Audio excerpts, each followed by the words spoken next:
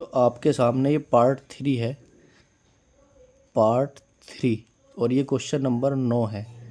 जैसा कि मैंने आपको बताया था, हमने चैप्टर नंबर 4 के कैपेसिटर वाला जो चैप्टर है उसके सर्किट वाले क्वेश्चनों की एक सीरीज़ चला रखी है। तो ये क्वेश्चन नंबर 9 आपके सामने आया है आज। ये पार्ट 3 है आपका, देखो ठीक है ना। पार्ट 3 को लेकर आया हूँ आपके सामने, तो आप देखिए इस क्वेश्चन को।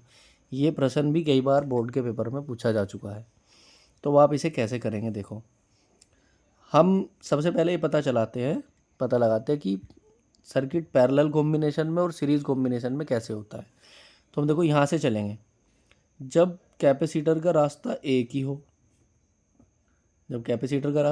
हो, तो सीरीज़ कॉम्बिनेशन होता है, और जब रास्ते अलग अलग हो तो फिर होता है समांतर क्रम। तो जब हम यहाँ से आएंगे तो एक रास्ता ये गया, एक रास्ता ये गया। जब यहाँ गए तो यहाँ भी दो रास्ते मिले हमें।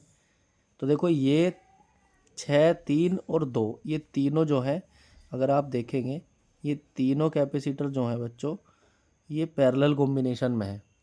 तो हम आप देख पा रहे होंगे आप इसमें कौन कौन सा जी, 6 माइक्रोफैरड, 3 माइक्रोफैरड और 2 माइक्रोफैरड समांतर क्रम में है, समांतर क्रम में है। अब समांतर क्रम का फॉर्मूला क्या होता है? समांतर क्रम का फॉर्मूला होता है सी डैश बराबर C1 plus C2 plus C3। तो 6 प्लस 3 प्लस 2, तो ये हो गया 6 और 3 9 और 2 11, 9 और 2 11, 11 माइक्रो फैरड। ये आ गया आपका। इन तीनों को समांतर क्रम में जोड़ने से तो इक्विवेलेंट धारिता इनकी निकली है हमारी कितनी, 11 माइक्रो फैरड। अब आप आगे जाएंगे तो इन दोनों को आप देखेंगे, ये दोनों भी हमारे समांतर क्रम में है। क्यों? क्योंकि यहाँ जाने के बाद इसका रास्ता अलग है और इसका रास्ता अलग है। तो ये दोनों भी हमारे कौन से क्रम में है? समांतर क्रम में है। कौन कौन सा? 5 और 4। तो हम यहाँ लिख देंगे परिपथ में 5 माइक्रोफैरड व 4 माइक्रोफैरड कौन से क्रम में है? समांतर क्रम में है, समांतर क्रम में है। तो समांतर क्रम में है तो C डबल डैश कह देंगे इसे।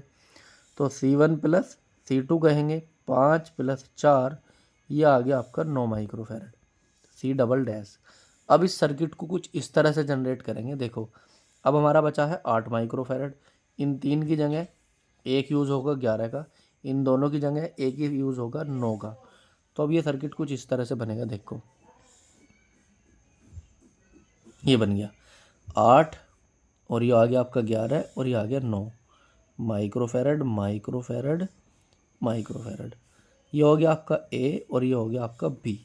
तो अब हमें देखना, देखो ये C1 मान लो, ये C2 हो गया, ये C3 हो।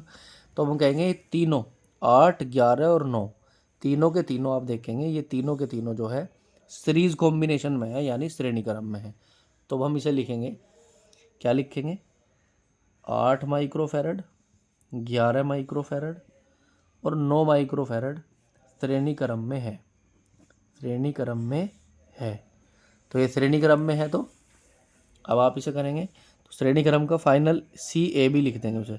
इसको बोलते हैं फाइनल धारिता। तो 1/C1 plus 1/C2 plus 1/C3, तो 1/8 प्लस 1/11 प्लस 1/9।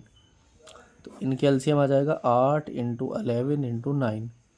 तो यहाँ करेंगे तो 8 से 8 कट के 11 99, 11 से कट के 11 से, तो ये 11 से कटने के बाद 9 अट्ठे 72, 9 से कटने के बाद 11 अट्ठे 88। अब हम ऊपर जोड़ेंगे तो 8 और 2 10 और 9 19 का, 9 का हाथी लगा 1, 8 और 7 15, 15 और 9 24 अरे 25। तो 259 अपोन में इन तीनों के इंटू करेंगे तो 9 अट्ठे 72 की 11 में गुना करेंगे, 11 दूनी 22, 11 सत्ते 77 और 2 79। तो ये आ गया हमारा 792, 1/CAB। तो बच्चों CAB जो हमारा निकल के आया वो आया 792 अपोन में 259 माइक्रो फैरड। इसकी फाइनल धारिता जो निकली है वो, तो इसकी फाइनल धारिता निकल गई हमारी 792/259 माइक्रो फैरड। तो ये परिपथ आपको देखिएगा, थोड़ा सा देखने में कठिन था लेकिन सॉल्व करने में बड़ा ही सिंपल परिपथ था। Thank you for watching video. Next की वीडियो में मिलेंगे आपसे।